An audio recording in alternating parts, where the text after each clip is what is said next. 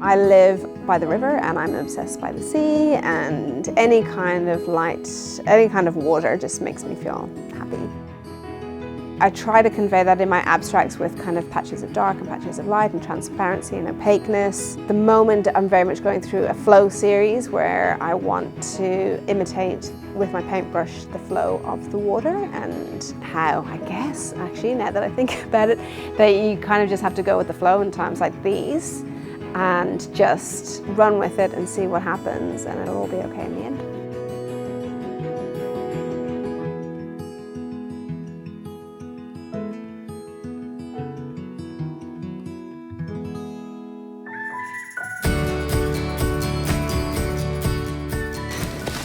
Okay, so because I've got heaps of mist tints from Bunnings for $1 each, and I have this, which we were going to check out on Council Cleanup, I'm going to paint it just for fun because I don't feel like doing my computer work, which is what I'm meant to be doing.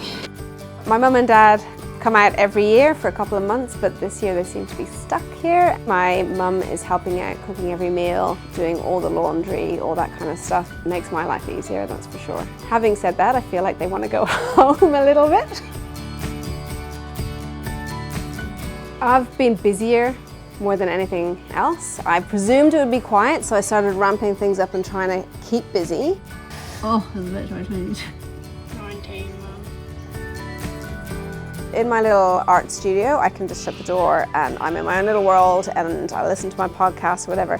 The hard thing is, so I'll forget about COVID at those times, but then my mum will stick her head in and say, where does this sock go? And I'll just get lost, I'll get out of that moment, and it'll actually take a good 10 minutes to get back into the zone to start again. So every lost sock is just a nightmare for me at the moment. So I ordered a bunch of oil paints thinking that I would have time to learn a new skill, because usually March and April are my quietest time of the year, and so I thought I'd take advantage of it this year. Ordering the oil paints, I ordered in a bunch of small canvases just as practice tools. For me, I'm better to start small and then, you know, expand and expand. So I just bought a palette knife, some paints, and started painting. I have a nice view here. I can't go anywhere. I have a lot of travel photos from when I've traveled.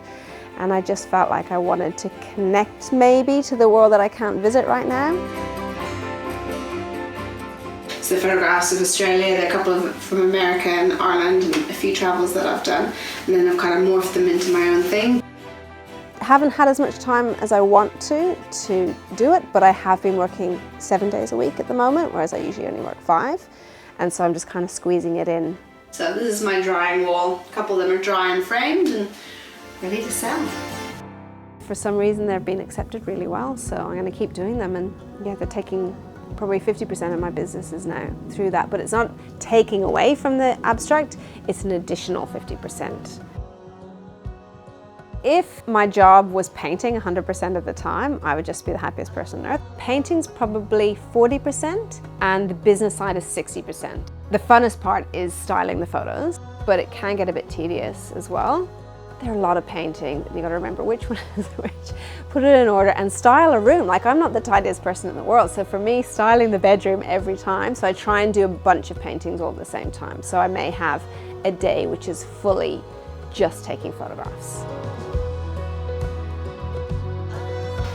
Last year I collaborated with Hayley Clark, who designed beautiful resort pieces. She got my paintings, got them printed onto fabric, and then she sent a couple of them to me. I couldn't help myself, I had to try it on. Look at this. It drips. Oh. I did a little bit of promotional filming from my website to try and jazz that up. That was an idea I had, and I thought things were going to get really quiet. I thought I'd better fix up all my online stuff, but to be honest, I haven't really done much yet. The great thing about my business already was that I sell most of my stuff online. I haven't really been a gallery-based seller, and that is the way I actually put my business together. I can sell my stuff not only in Australia, but I can sell it in the UK and in France and Switzerland.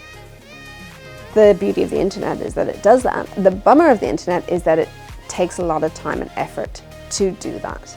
So you do have to put in the time, but then you get the rewards of it. I have to say that being based online in times like this has just been key to what's been keeping me busy. Are you getting me and the paintbrush? Yep. Cool. And the painting. Excellent. Thank you. So yesterday the kids went back to school and I thought I'd get heaps done, but I kind of just needed the quiet time to just do a couple of things. So I just quietly painted a couple of paintings and answered a few emails, and that was kind of it. But really enjoyed the quiet, which was really, really nice. It's all starting to trickle in, which is on the good side, the shops are open and sports are going back, and on the bad side, shops are open and sports are going back. So now I just have to start rescheduling stuff in my mind, really. I accepted a lot of commissions, which I don't usually do. A list of about 12 I have to get through in the next few weeks, which is quite an overwhelming number for me because I try to keep it down to one a month, but I've got a lot going on.